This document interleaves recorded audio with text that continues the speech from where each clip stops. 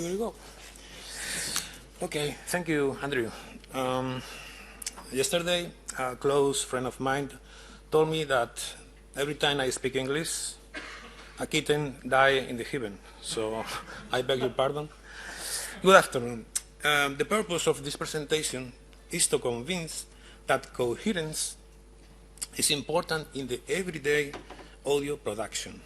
So I'm here to talk about quality.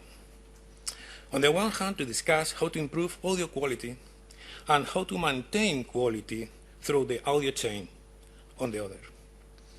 To begin with, I would like to show some examples for this stuff I need to prepare before. Please pay attention to the real fragments. This is real fragments. There is nothing manipulated.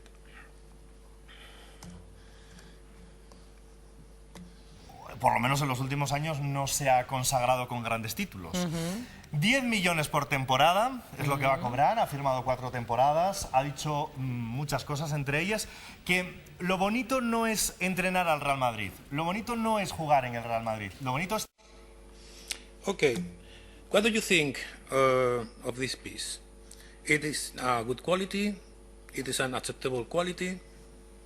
If I were to ask myself, the best answer I can think of is, it depends, depending on what we are compared with. If we compare with this fragment, por lo menos en los últimos años no se ha consagrado con grandes títulos. 10 millones por temporada es lo que va a cobrar, ha firmado 4 temporadas, ha dicho muchas cosas, entre ellas que lo bonito no es entrenar al Real Madrid, lo bonito no es jugar en el Real Madrid, lo bonito es... Do you think it sounds better? Let's see the first piece again. Por lo menos en los últimos años no se ha consagrado con grandes títulos. 10 millones por temporada es lo que va a cobrar, ha firmado 4 temporadas, ha dicho muchas cosas, entre ellas que lo bonito no es entrenar al Real Madrid, lo bonito no es jugar en el Real Madrid, lo bonito es... I insist that this is a real example. I will give you another example. Pay attention, please, to the bass frequencies and how the audience seems to think late.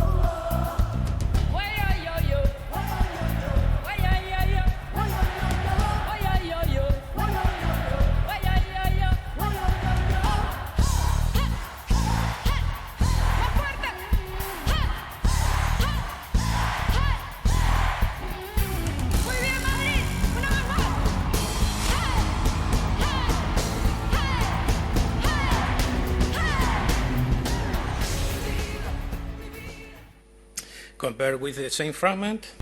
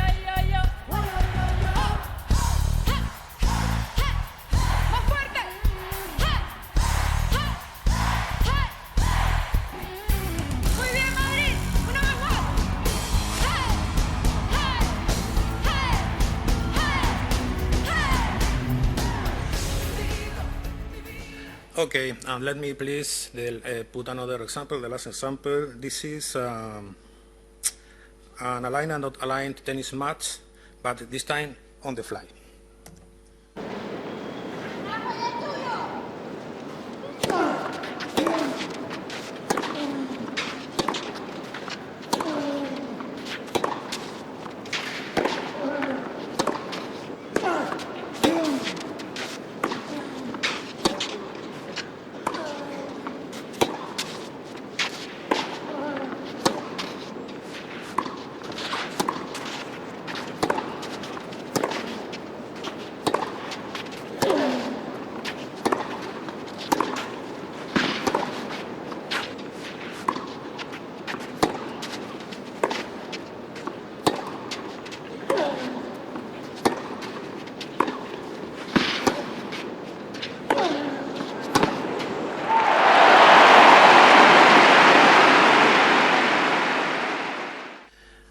Why does this happen? Because in audio technology, we usually handle many signals. This introduction justifies certainly something that I have studied for several years. Obviously, not about how many signals have a sound production, but most of such signals are quite similar, or in other words, they are quite coherent. But coherence, as any other technological concept, has its rules and its pitfalls. So it is important, and it is our responsibility to know what the coherence is and master it. Audio technology has improved in all areas. The dynamic range and frequency spectrum that are coming home today are superior to the compact disc, as Florian told in another seminar. The loudness normalization has succeeded in controlling the power of the loudness dynamics in the smartest way. In less than 20 years, the number of channels has passed from 1 to 2. And now there are 6 or 5, 5.1, 5.0, you know, is a debate nowadays. It is difficult to improve in these areas, or rather, a point of sufficient excellence has already been reached. The logical next step is the awareness of coherence in the audio chain. It's time to focus our attention on the time alignment of audio signals. What is it? The coherence of the signals is something that happens every day, and we cannot deny it. There is nothing wrong with coherence intrinsically. The problem happens when multiple signals, as I told you, are somewhat coherent but are not aligned in time. This can occur unnoticed, or we can notice it but leave it unattended, or we notice it and we gave it all our attention, but we have no tool to measure it in order to align it in time. The signal coherence and alignment, or misalignment, of signals is a very powerful physical property. In fact, the mechanism of human perception uses it extensively to locate signals. Let's see an example of psychoacoustical panning just only with time delays, not with amplitude, just only time delays. Nevertheless, this example will be on the seminar website, so you can experience better in your environment, but it's good enough here to hear it.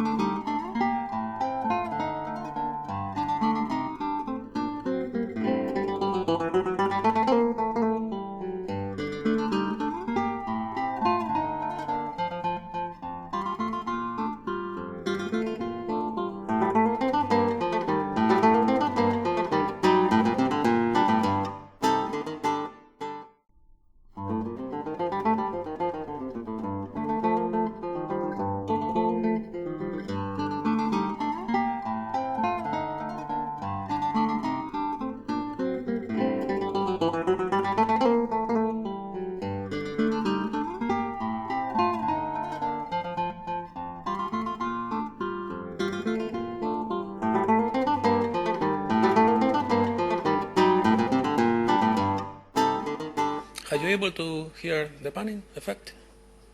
No? Yes? Okay. As you know, this effect is called precedence effect. If we understand its principles, it is supposed that we can make the best sound production that current powerful technology can offer us. However, as any powerful phenomenon, coherence and time alignment concept can become our worst enemy, and they can mess up our productions if we don't pay attention in it. Allow me to draw a clear comparison. Driving a Ferrari, a Porsche, a Bugatti, a Lotus is a great experience. Handling so much power in our hands is exciting, but if we are not able to use it properly, chances are that we will be off of the road. I said some different European brands, so that Italian, Germans, and English and French people don't get angry. Not only always is Ferrari in the world. What is the origin of misaligned coherent signals? They can be classified into two distinct areas. The borderline is before and after the mixing of a program. So they are the production stage and the contribution stage. So let's see the production stage. The problem usually happens in the acoustical domain, 99% of the time. An acoustic source, usually louder than the others, is picked up by several microphones. As we know, the repetition over time of a signal yields a cone filter effect and is very unpleasant. This is nothing to do with uncorrelated signals, as Florian told. It's different. This happens in sports, in concerts, programs where electroacoustic reinforcement is louder than a reasonable level, and large-scale programs in general.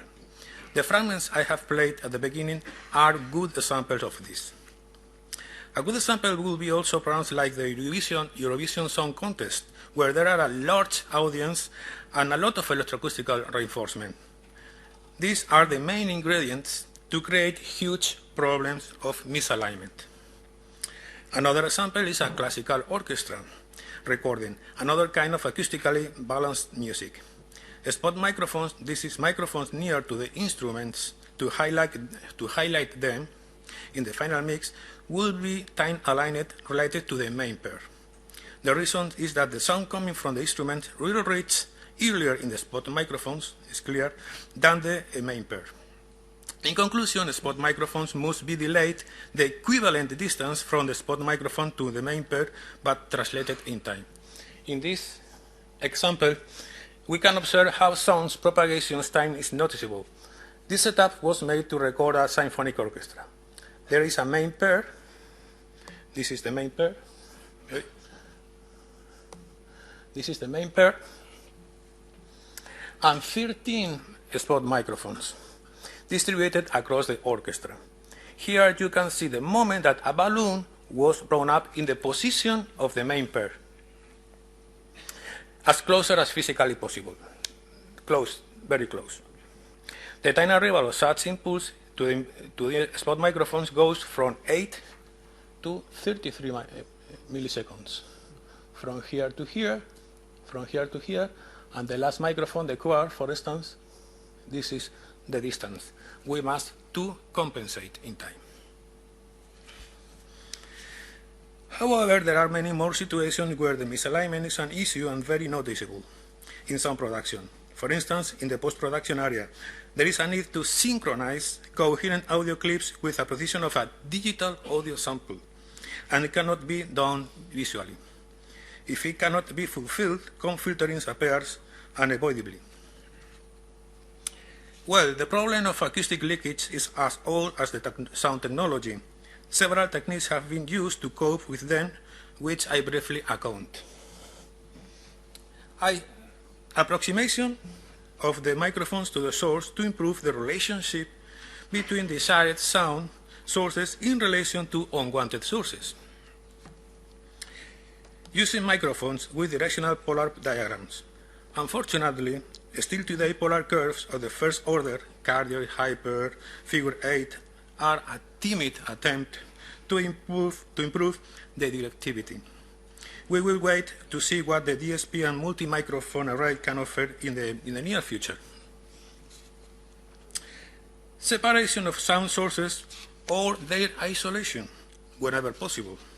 This is typical in a recording industry. The studios of recording music is a common practice. Minimizing the impact of sound reinforcement, I have always been a fan of personal in-ear monitors instead of using polluting staging wedges. When all the above techniques have been used and they cannot give us any more, then the concept of time alignment comes to help. It's a solution more, not is the solution. It's one solution more on this list of techniques. The idea is simple, I repeat. If a source is captured by more than one microphone, we have to try to ensure that all the signals picked up by such microphone will be offset by time delay so that the dominant sound would be aligned in time in the final mix, as you heard in the demos at the beginning of this presentation. It's easy to imagine if you consider that the pollutant source is an impulse. On the other hand, the contribution stage, the other side of this borderline. The problem would happen when a channel is displaced in time related to the others. This is left channel related to right channel in a stereo or several channels from a multi-channel production. Left, right, center, left surround, right surround, or LFE as an option, are displaced in time by always by mistake. In the multi-channel case, it usually happens that the rear channels are displaced in time related to the main front channels, or the central channel is displaced in time related to the main front channels because some kind of process has been done just only in these channels, like this example shows. For instance, inserting a commentary in the main center channel only. But this problem could come from many other causes and in many points in the contribution chain. Is here Andy quested? I like to talk this. Andy, do you remember this morning the question? I suppose there is many relationship between the quality control area in your group and this issue, because there is a huge problem in the nowadays production. There is a lot of complaints about this. So I suppose it's an issue shared between some production group and quality control.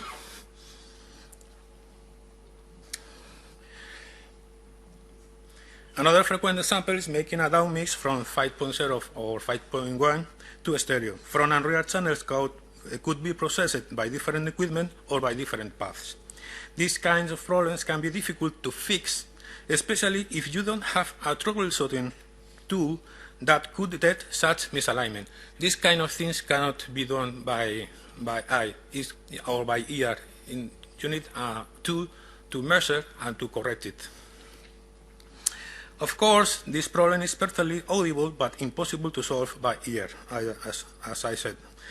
The fact is that the QC department belonging to the MCR, Master Control Room, or CCA, Central Communication Area, should be ready to detect this anomaly, and therefore they need a new tool, that is a misaligned audio signal detection meter. In fact, Dolby Europe said in a meeting held in Button Bassett, the headquarters here in Europe, that most complaints from Dolby E users are the misalignments of the tracks. Certainly, Dolby E technology is supposed to transport signals without any misalignment problem between tracks.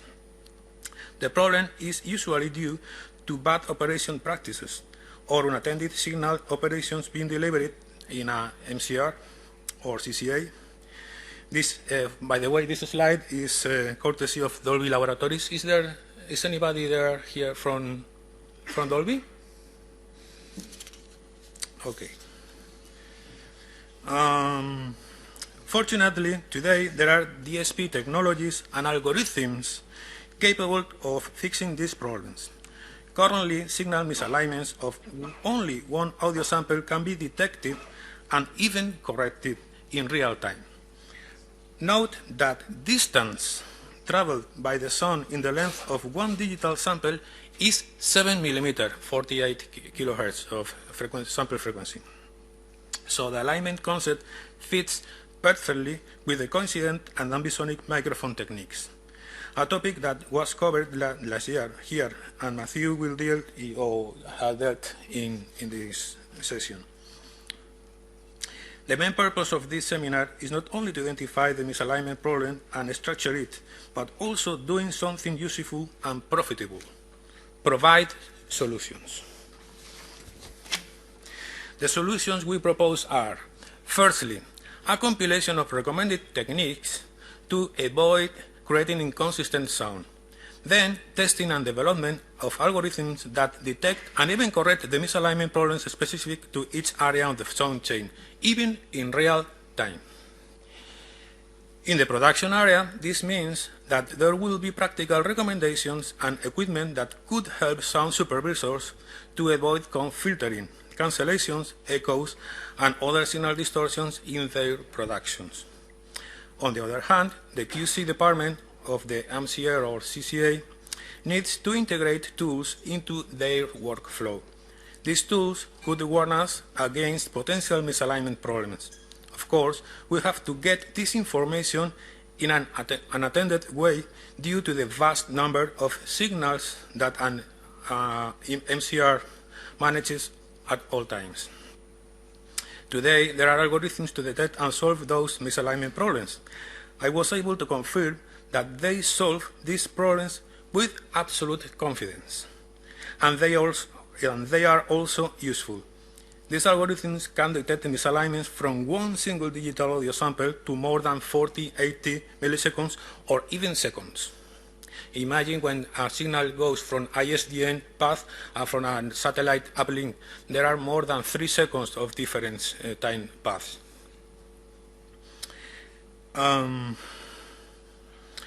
Misalignments multiples of 40 milliseconds are very characteristic in broadcasting technology, 33.33 in the USA, because it's the time length of the video frame. Let's see how an algorithm works. This algorithm is called GCC, and it attends at general cross correlation. Here there are 2 white noise wave clips. Suppose we have 2 sound now.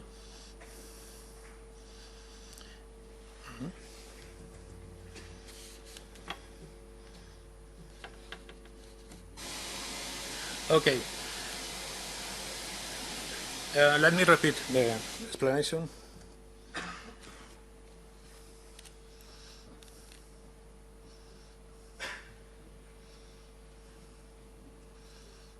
Here there are 2 white noise wave clips.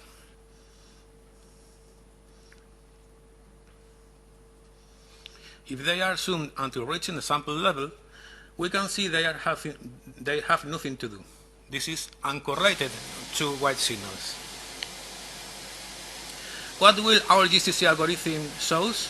Nothing. It shows a flat graph, no region up or down. But wait a moment, what will a phase meter? Always the usual phase meter says nothing. Not in phase, neither not out of phase. Our signal keeps in the nothing to do each other zone. So GCC algorithm plugin is something like a phase meter,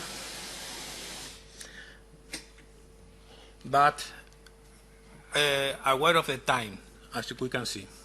But before this, let's see another couple of signals. As we can see, these clips have to do each other, but in a symmetrical way. So, in other words, this is an out-of-phase signal.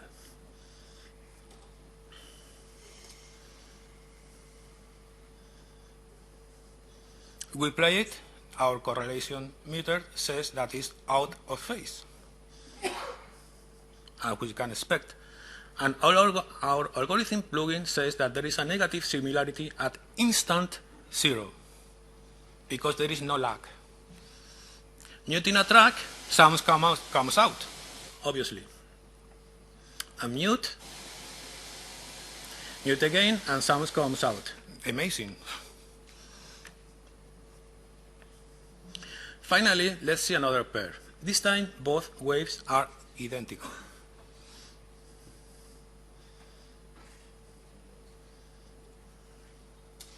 Can you see the image? We play it, they are in phase. Our correlation algorithm says that it's in phase at 0 time. So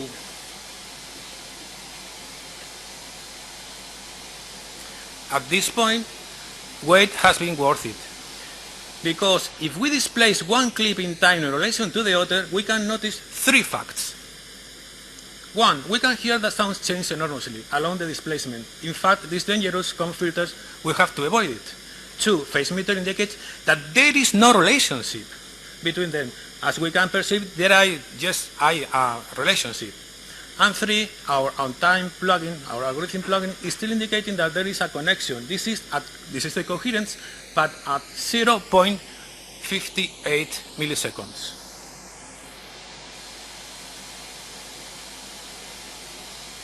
This is noticeable even with a displacement of one sample. It's also how discount filtering is perceived.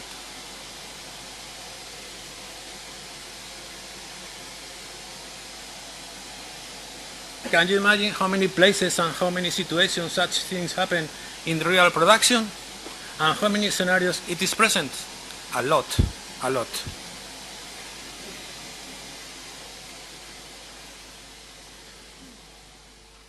Sorry for the noise. To sum up, I'm fully convinced that the next step in audio technology will be the awareness of coherence in all the scenarios where the audio is involved. Consider that it is a great opportunity for the broadcast industry and a step forward in improving quality. In this way, alignment awareness is a new progress in order the audience continue enjoying what broadcasting industry can offer them. If there is a safe bet, it's the quality, and the audience appreciates quality without a doubt. Okay, all this sounds great, but is there any situation that this model cannot manage? In the field of signal contribution, before the borderline in the production, after the production in the contribution side and distribution, there is no limitation on the application of this practice. This is because QC is mainly a check work, so it is a task that can be automated with well-defined parameters. By the way, in order to adapt the lineup process of the incoming program to an MCR, to a master control room, or CCA, I would like to recommend including a lineup random signal with white or pink noise, or better an MLS sequence instead, or in addition to using the 1 kilohertz, do you remember this discussion, of sinusoidal signal minus 18 dBFS. In the field of production, on the other hand, there should be not many difficulties in managing this situation. The matter must be addressed in two phases. The first one belongs to the pre-production phase. The idea is taking into account the aforementioned misalignment guidelines in the process of sound design. And the second one in the production phase itself. I mean, the moment when a program is recorded or aired. A tool like this will be available to help us to check that everything is coherent and well aligned. Certainly, it cannot be denied that there are situations difficult to resolve at present. For instance, moving sources. But adoption of alignment concept by the technical community and the development of new algorithms solve this problem in the near future. 2 minutes, Andrew.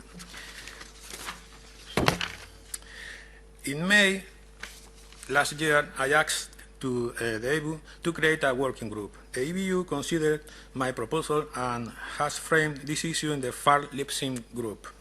This group will discuss in depth all these issues. The purpose of this group is to identify problems of misalignment, enumeration of scenarios that misalignment is an issue, testing algorithms that exist at the present and assessing which are the best for each case, development of new algorithms for detection and correction, and finally, the elaboration of recommendations. It will meet the operational techniques to avoid the problems of misalignment or correction techniques when the misalignment of coherent sources is unavoidable. Therefore, I encourage you to participate in it, to propose ideas and take part of this new field that, in my humble point of view, has much to say. I would like to end by thanking EBU for supporting this project and allowing me to share it with you. So, the bottom line is time alignment is, without any doubt, the next audio frontier. Thank you very much.